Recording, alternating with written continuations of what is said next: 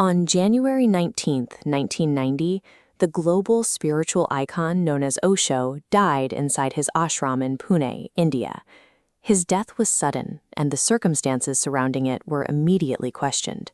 Within hours, his body was rushed to the cremation grounds and burned. There was no autopsy, no post-mortem examination was ever conducted to verify exactly how a relatively healthy 58-year-old man had suddenly passed away. In the weeks leading up to his death, Osho himself made a haunting claim to his followers. He stated that he had been slowly and deliberately poisoned, either by foreign government agents or by traitors hiding inside his own camp. How does a man who spent his life preaching meditation and inner peace end up globally exiled, highly paranoid, and dead without a single medical inquiry? To understand what actually happened in those final days in Pune, we have to look backward. We have to trace the trail of intense hostility, immense wealth, and criminal controversies he left across 2 continents. Long before the paranoia, he was a philosophy professor in India known as Acharya Rajneesh. He built his early reputation by aggressively challenging orthodox religious traditions and rejecting established moral dogmas. His teachings gained massive notoriety when he delivered a series of talks published as a book called Sambhog Se Samadhi, translated as From Sex to Superconsciousness. He argued that sexual energy was a valid stepping stone to spiritual enlightenment, drawing intense outrage from conservative Indian society. That exact outrage acted as a cultural magnet. Throughout the 1970s, tens of thousands of international travelers seeking alternatives to traditional Western religion flocked to his Pune ashram.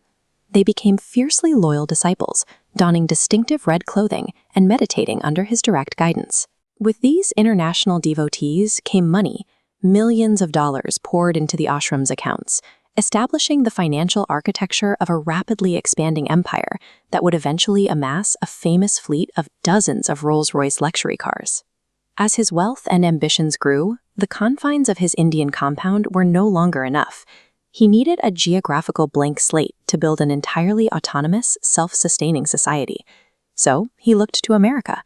In 1981, the movement purchased a 64,000-acre ranch in the remote high desert of Oregon. From scratch, they built a massive commune named Rajneeshpuram, complete with its own power grid, airstrip, and housing for thousands of residents. To run this massive city, Osho delegated absolute administrative control to his personal secretary, Ma Anand Sheela.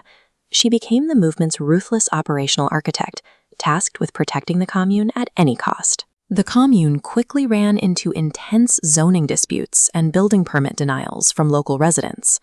In response, Sheela's leadership team launched a campaign to legally take over the local Wasco County government by winning seats in the upcoming election.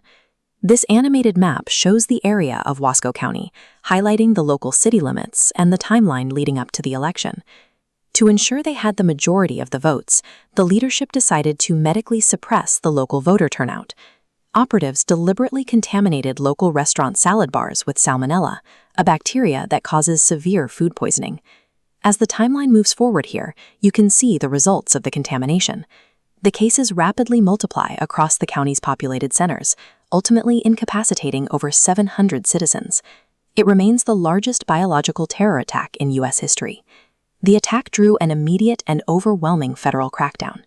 Investigators uncovered wiretapping, attempted murder plots, and massive immigration fraud. Sensing the impending collapse, Sheela and her closest allies fled to Europe, leaving the commune without its core leadership.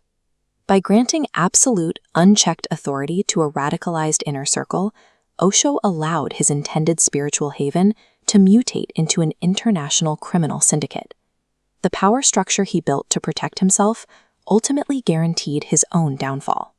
With the authorities closing in, Osho attempted to flee the United States on a private jet, but was intercepted and arrested by federal authorities in North Carolina. For several weeks, he was shuttled between various holding cells in a harsh detention period.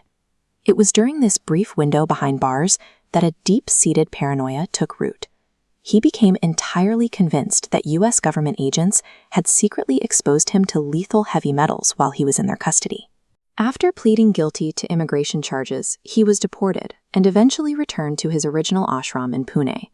Over the next few years, his followers watched a rapid, medically unexplained deterioration of his physical health, which brings us back to the unexamined ashes of 1990. Was he actually poisoned by foreign intelligence agencies? Was he quietly assassinated by a newly formed faction within his own ashram? Or did his physical body simply give out under the immense stress of a collapsed empire? Because there was no autopsy, we will never know the medical truth. Instead, Osho's legacy stands as a stark paradox. His meditative teachings continue to offer comfort to millions worldwide.